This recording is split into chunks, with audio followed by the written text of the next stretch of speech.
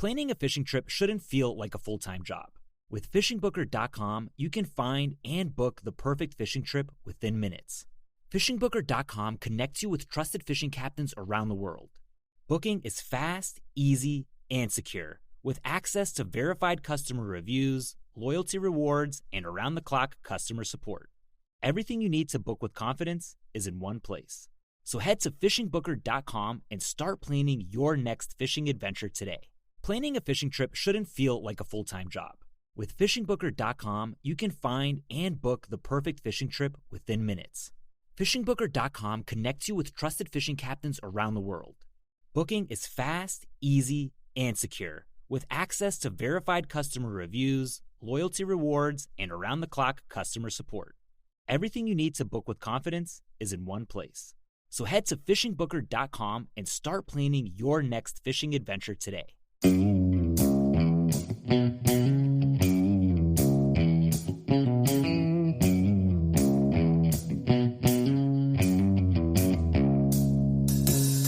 All right, welcome back to the Survival and Basic Badass Podcast with Kevin and Chuck.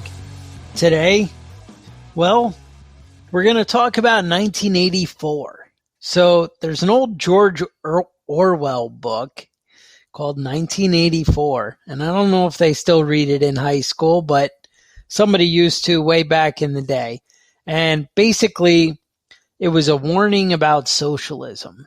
It was a warning of what things could be if we let, government control get out of control.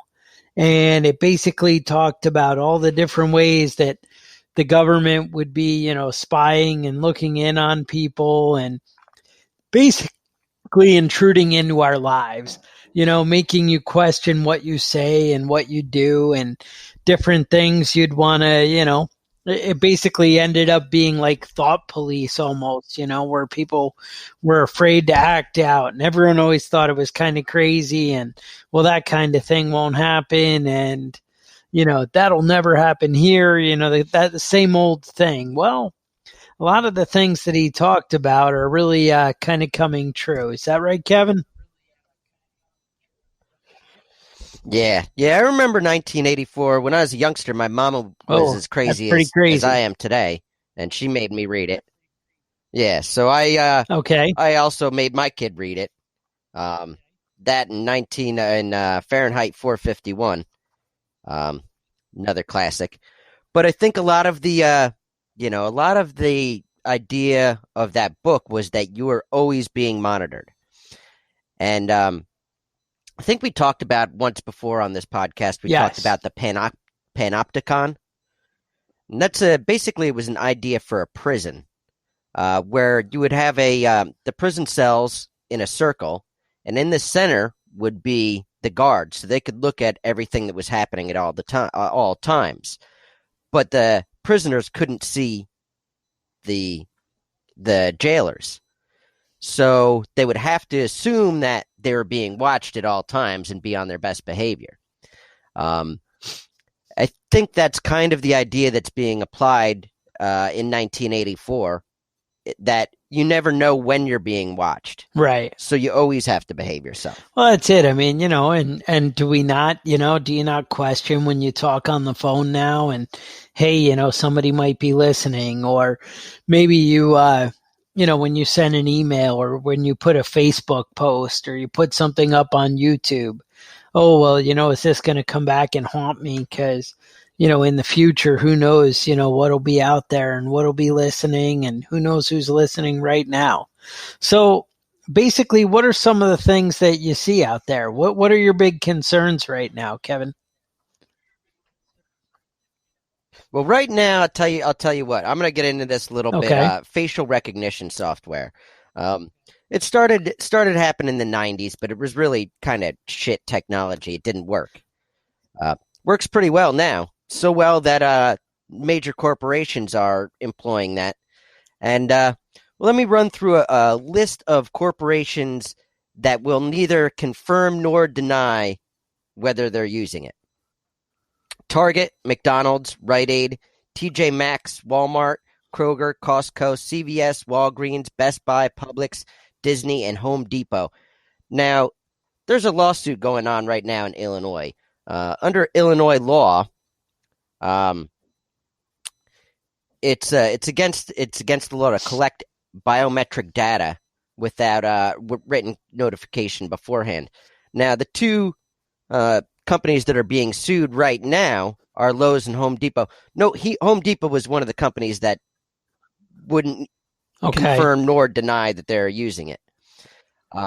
But basically what they're doing is they're anyone that goes into a Lowe's right now or a Home Depot, hypothetically, according to this lawsuit, is having their face recorded, matched up to any potential shoplifters, and matched up to, and they're using it to track your purchases and to better advertise for you. They're doing this for you. This is for this is for your own good.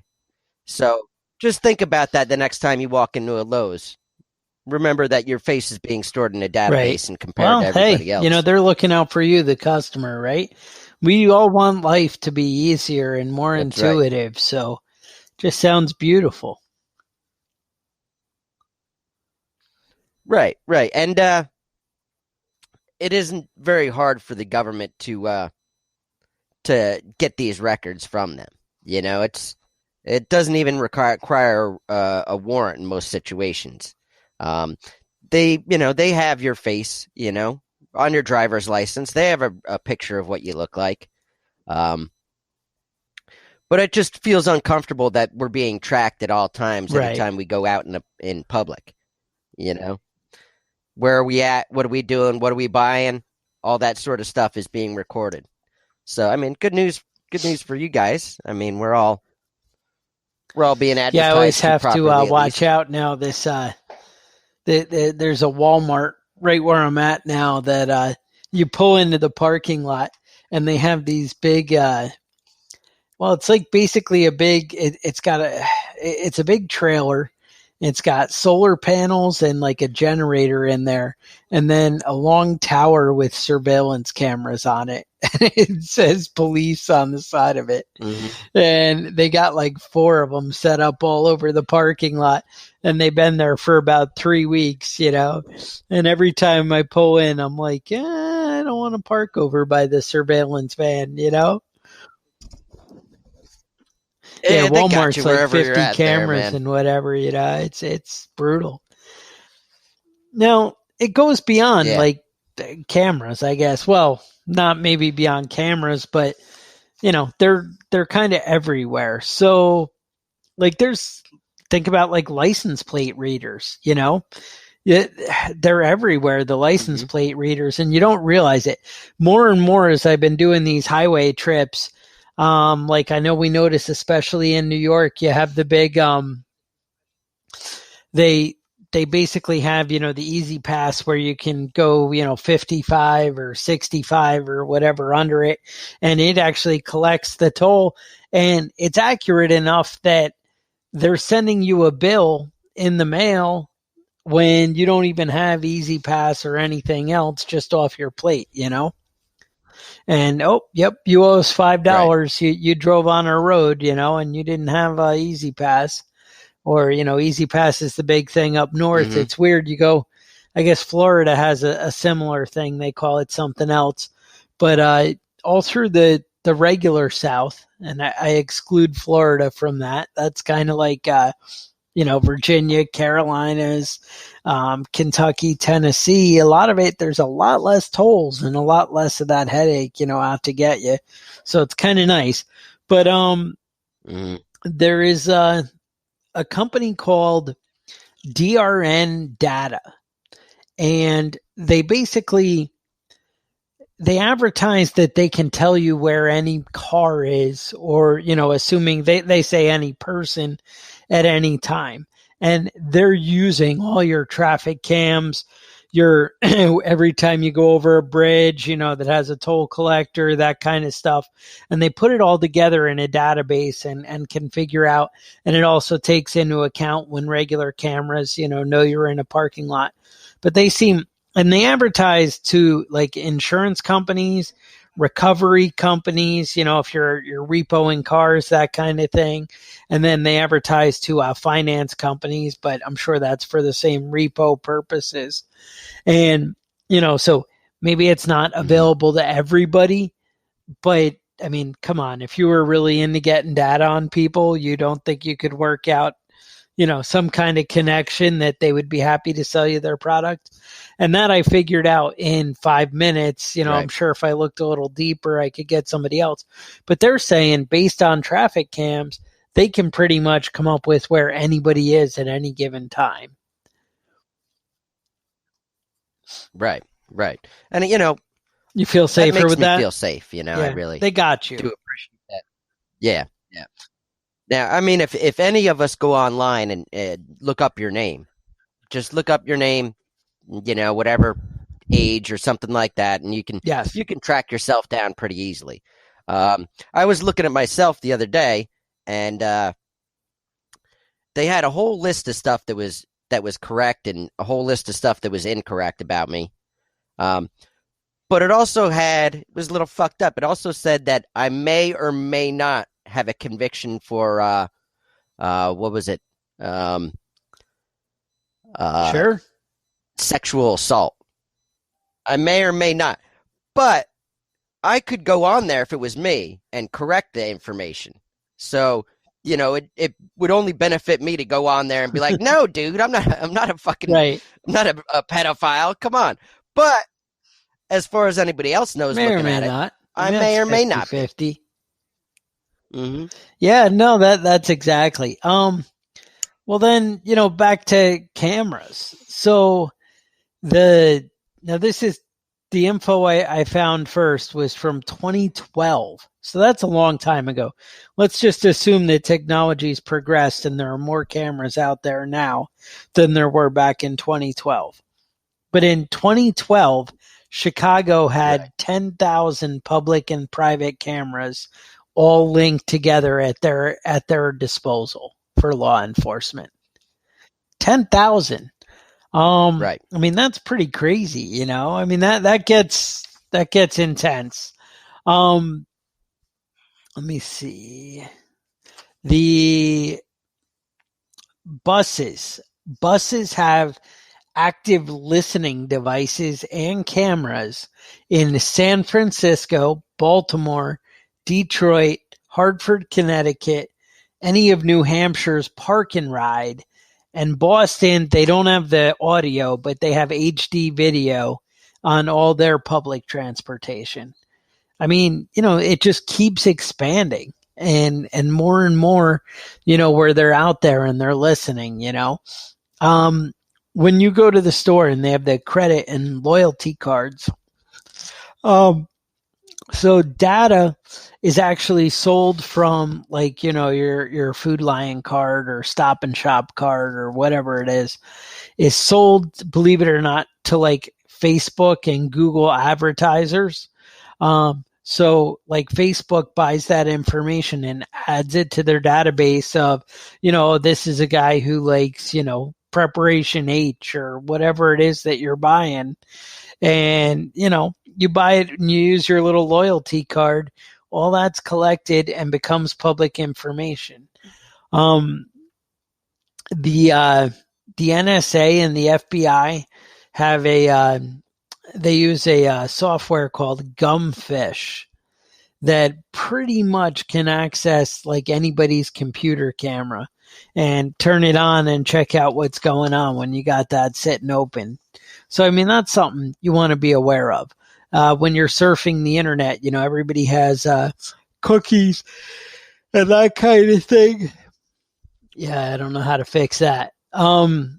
They have cookies and that kind of thing, and they're collecting all that data and they're selling that back, and anything you're searching or interested in, how is it that we go to, the mortgage website and then all the ads appear?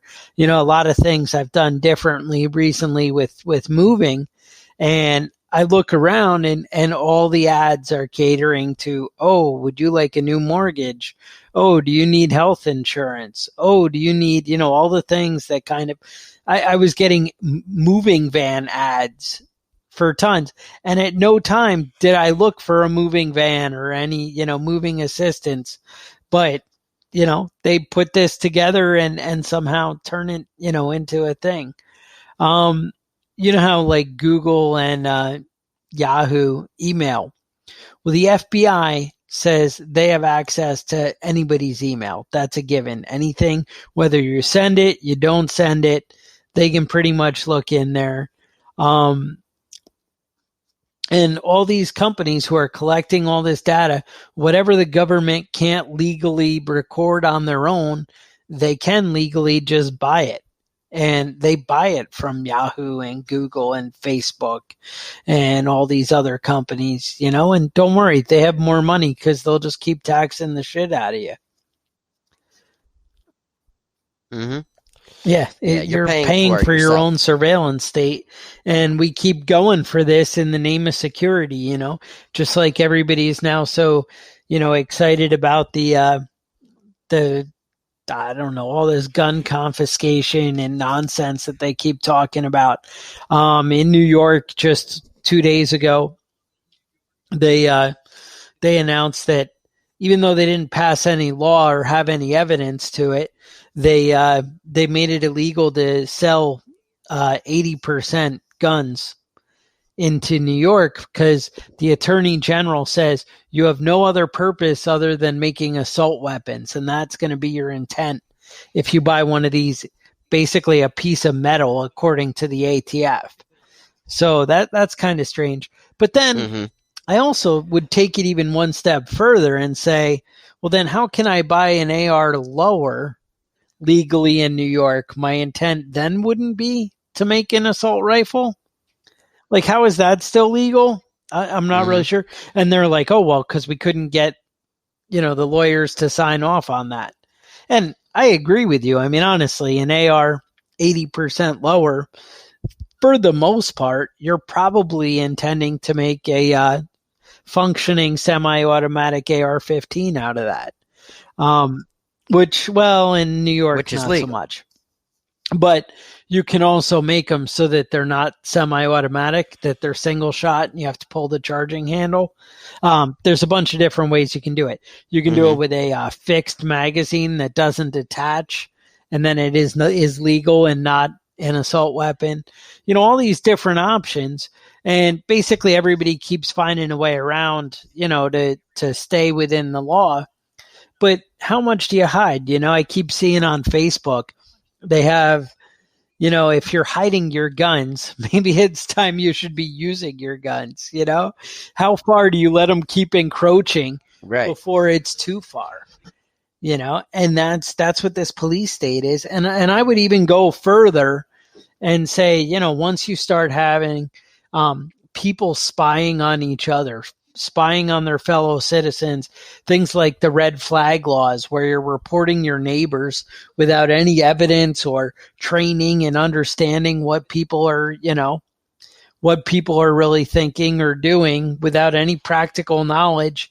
You become the judge and jury on who gets to keep their weapons and not, and the government just kind of comes in and takes your shit away, and then you can prove and fight to get your stuff back.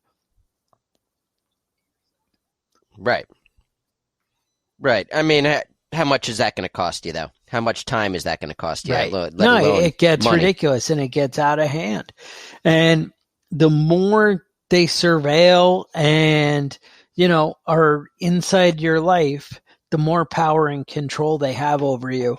And that's where I get really concerned. Everyone's like, oh, well, what's wrong with, socialism or national health care or anything like that?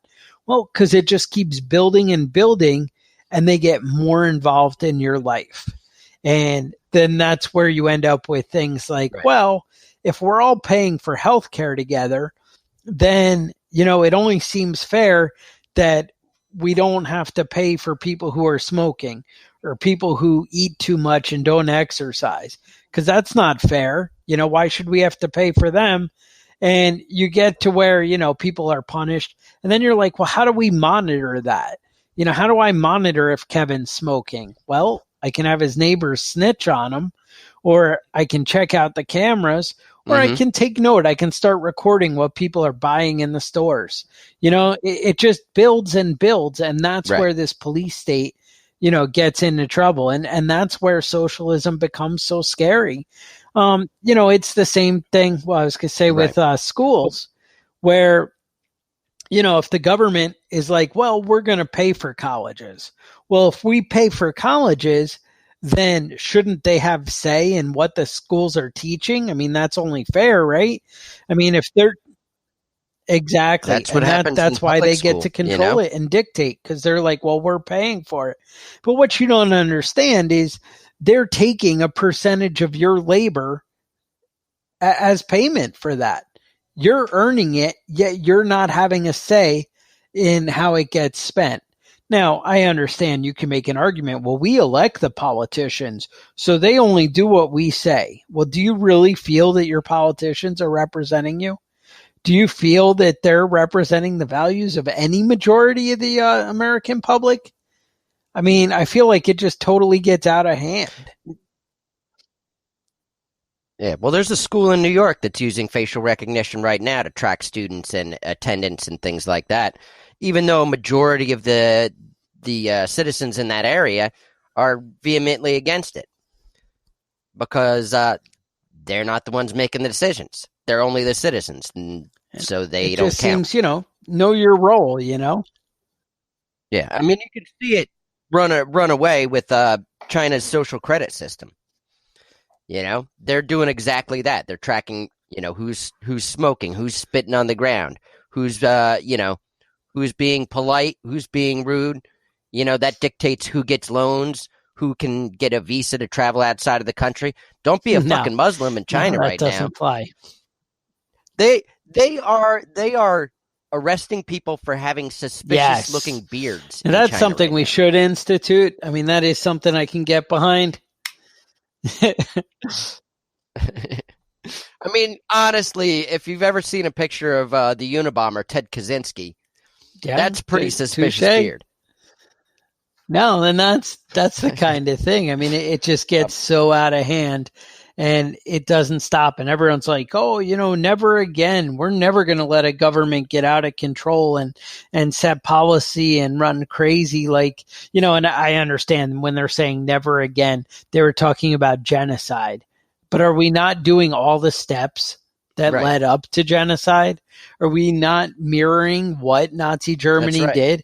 I mean, does anybody read any books? Does anybody see? And now, with the level of control and intrusion into our lives that they have, do they not have like 10 times the power that the Nazis had? Mm-hmm. I mean, I feel like it just gets away. Yeah. Well, I mean, think about this. Over the last 30 years, there's been a 4,000% increase in no-knock military armed SWAT raids. The NSA gathers 5 billion records a day on smartphone locations. What are they doing with all that information? And how much does it cost me? How much does it cost me? Kevin, there's not a penny to spare in the budget. Mm-hmm. I know it. Don't I know it? So, and let's talk real quick about militarization of police units. All right. So, typical SWAT armaments are submachine guns, automatic weapons, stun grenades, sniper rifles, night vision, armored personnel carriers. Now, these are what they've been used for. 10% were for violent offenders with knives. 13% were violent offenders with guns. 56% were were people that had no weapon at all. So when people talk about, why do you need an AR-15? Why do you need an automatic weapon? Yes. Why the fuck do you need one? Why does I will sell mine if the government theirs? and the police sell all theirs. How about that? I'll make you a deal. You stop using automatic weapons, and I won't have to have mine. That sounds fair. If they give up full auto, I'll give up full auto. I can get behind that. Mm-hmm. But the reason that we have the Second Amendment is not to defend ourselves or to go hunting or to do target practice and tournaments and things like that. Right. It's to protect ourselves from the government. No, and that right. Yeah, go ahead. So I mean you can say whatever you want about why do you need an automatic weapon. But it's pretty fucking clear. It's pretty clear to me, at least. I don't trust those motherfuckers one bit. That's it. And that's it. You keep seeing the big joke on Facebook anymore is, well, the government wants to have a buyback program.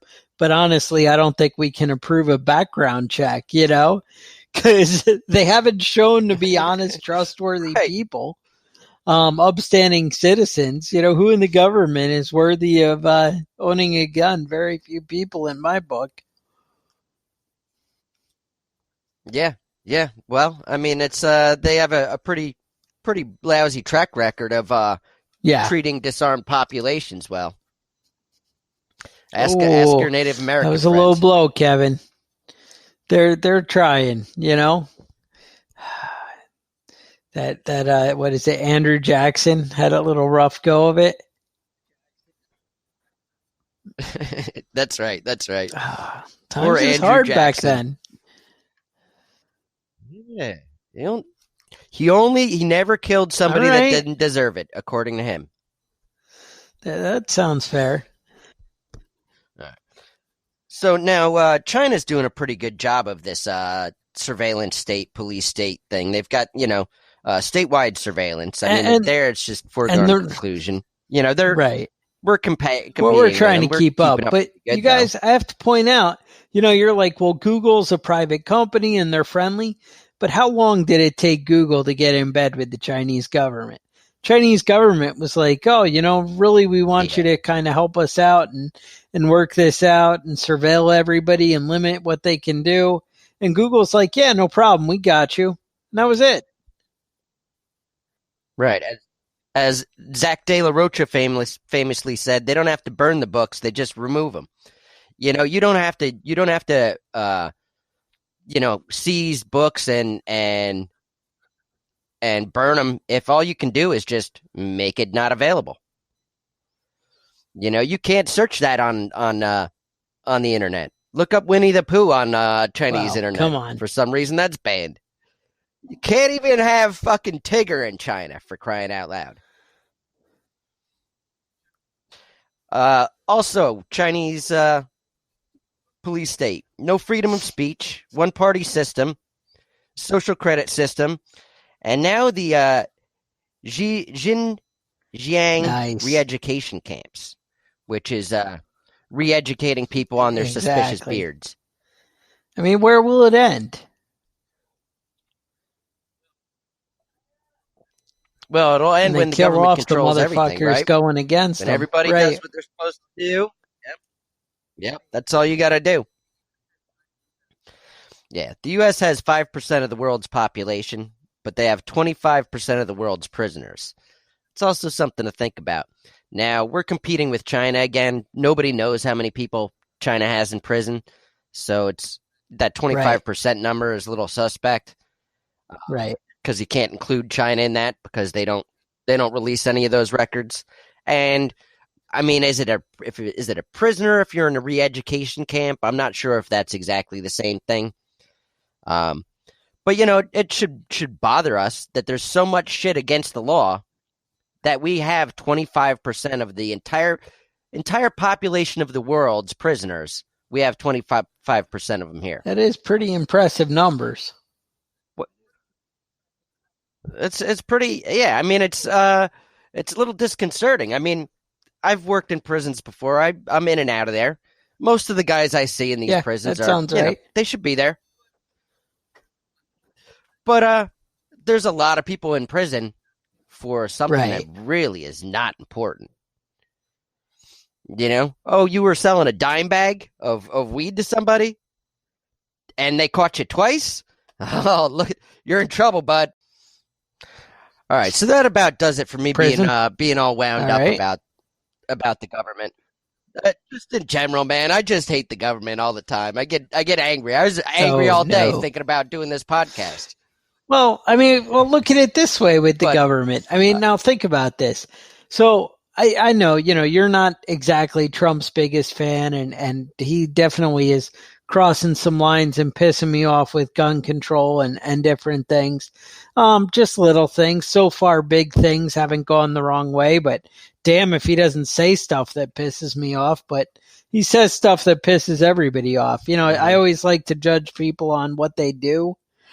I mean, with him, he likes to get people wound up and it changes the argument. But however you feel about Trump, I got a question. How is it that somebody comes out and says, all right, we, Trump was saying all this stuff on a phone call and I heard it, so I know all kinds of stuff. And then they're like, oh yeah, we should interview you. And then Trump's like, wait, I'll do you one better. I'll release the phone call unredacted so you guys can decide for yourself. And then they're still like, well, we need to interview this guy. What's he going to say? I mean, if you have the phone call. But anyway. Yeah, well, they don't have the transcript. That was just typed up afterwards on what people remember. But whatever the fuck that means. I mean, if that was fucking Obama, people would be losing their fucking minds. How is it before they have any information whatsoever on what was actually said in the phone call, they're like, we're going to impeach him. Start filing impeachment. How do you impeach somebody on something that might have happened or we're not really sure? I mean, I can understand now that you have information on the thing, you can kind of say whatever you want. But when you're just getting started, how do you just make these assumptions without any evidence or information? Yeah, they did that with Bill Clinton, too. So, anyway, you were going to tell me about what you love about government? No, I was going to get off of this because I'm probably getting everybody aggravated at now. I did get a email from Lyndon from Australia a few weeks ago, and he gave me a little cheat sheet he sent out on how to properly use the word cunt. I didn't realize that there's like real etiquette for this. So now, just using that word, it can be you can be talking well about somebody or poorly about somebody. What it all depends on is the adjective you use beforehand. Now, you never use it in reference to a woman, only to guys. Now, you might say somebody's a good cunt or a big cunt. That's also a plus. Negative ones would be like a weak cunt or a fat cunt. So it's all about the adjectives. I didn't realize this. I was just using the word willy-nilly without any adjectives. So you were a reckless user. Must have confused all the Australians. Yeah. No, it was out of control there. So at least he's got me straightened out here. So I think I want to just want to thank him, on the podcast, just so he knows that I appreciate it. And he really corrected some of my grammar mistakes. So we also got an email from Paul Robinson a couple weeks ago. All right. About Brexit. Now, he said something about the UK crashing out of Brexit might cause food shortages. And I had never heard about that before, so I started reading up on that. Everybody's panicked about this. Apparently, it's a big deal. There's a lot of news articles about this that it seems pretty scary. If you're in the UK, man, start buying some canned veggies. You might want to sign up for that My Patriot supply. Get some delivery. I don't even know if they deliver shit to the fucking UK. Yeah. But yeah, no, I guess the deal was with the tariffs, and they have no way to like exchange with the other countries, even inside Europe, if they go out of the EU. And and they said it could take 6 months or whatever. And, you know, England's an island, and not a very big island at that. So you kind of get into a little bit of a danger zone there where, you know, you don't have outside food coming in, and they really don't produce enough food on their own. You know, one plus I did see, though, is that the UK supplies 50% of their own butter. The other 50% is imported. But they also produce 50%. 50% of the butter they produce is exported. That's one of those things that'll take care of itself. At least you'll have butter. Right.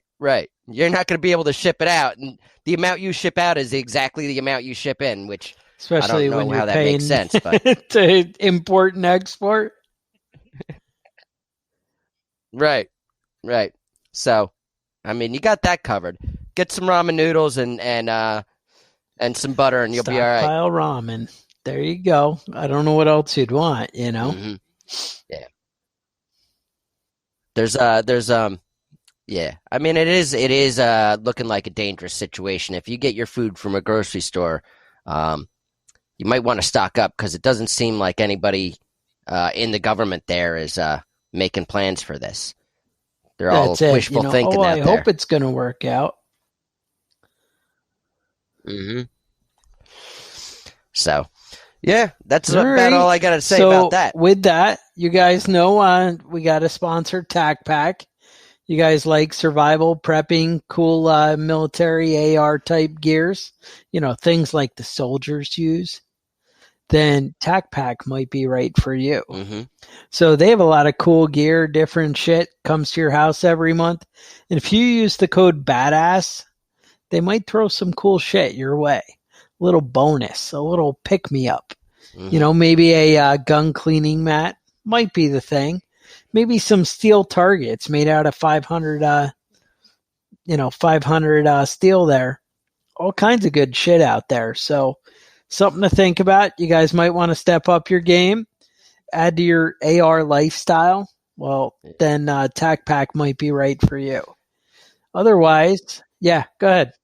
Yeah. Now I got a just want to real quick. I got a package in the mail this week from all right, from Cam Olson.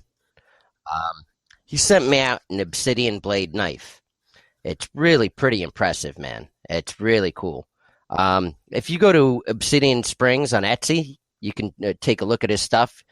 He's got a Facebook page, and just search Obsidian Springs. You should be able to find it pretty easily. He's got some really, really nice stuff there. I did take a look at that, and not bad. Pretty impressive. And you said there might be some, I don't know, ghosts or something you're killing with that? What's the deal? The White Walkers. Yes, all right. White Walkers, man. Yeah. No, I don't. From Game of Thrones. You might not understand. You know what it is? There were naked chicks, and then my old lady's like, "No, I don't think so," and I ran away and hid or something. I don't know. I hear you. Chicks are awesome. I don't know what. Man. I don't know what she was thinking. What are you gonna do? With that, stay safe, and we'll talk to you guys next week. The Survival and Basic Badass Podcast is a proud member of the Self-Defense Radio Network.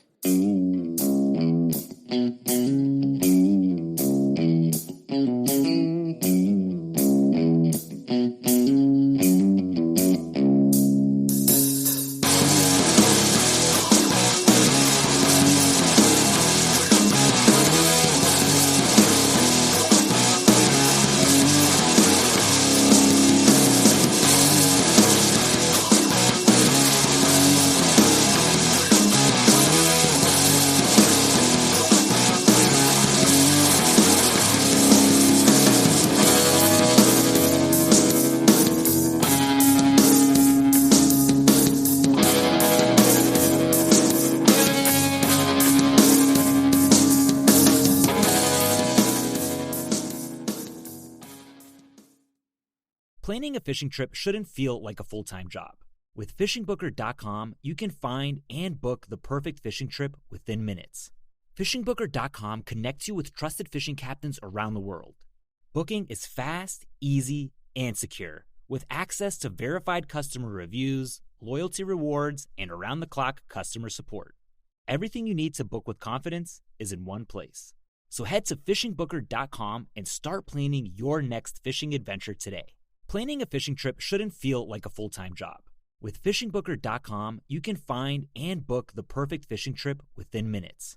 FishingBooker.com connects you with trusted fishing captains around the world. Booking is fast, easy, and secure, with access to verified customer reviews, loyalty rewards, and around-the-clock customer support. Everything you need to book with confidence is in one place. So head to FishingBooker.com and start planning your next fishing adventure today.